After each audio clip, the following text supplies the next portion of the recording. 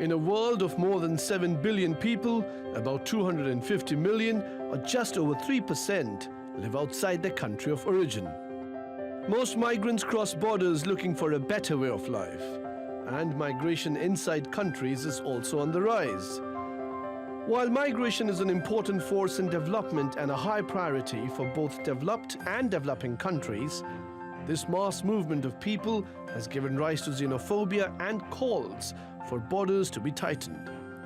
But senior UN officials say migration brings economic benefits for both the country of origin and the destination country.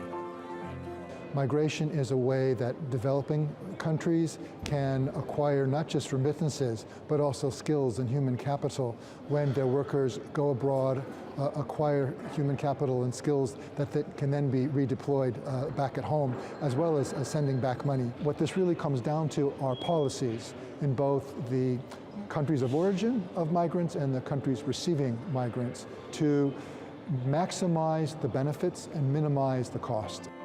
But not all migrants are economic ones. Some are fleeing conflict zones and are forced to take refuge in other countries.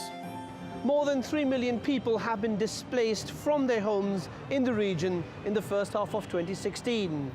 Half of them within their own countries.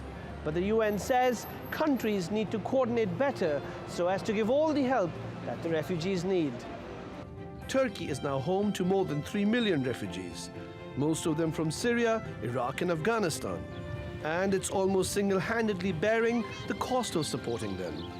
You host a refugee or an IDP, that's a strain on your water system, on your school system, on your healthcare system, on your sanitation system.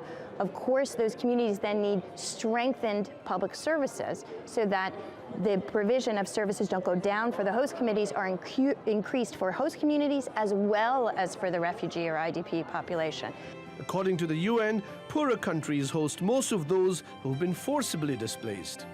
The cost of sheltering refugees takes a toll on those economies. And the UN says both the developed and developing world need to cooperate to tackle the challenge. Saurav Roy, TRT World.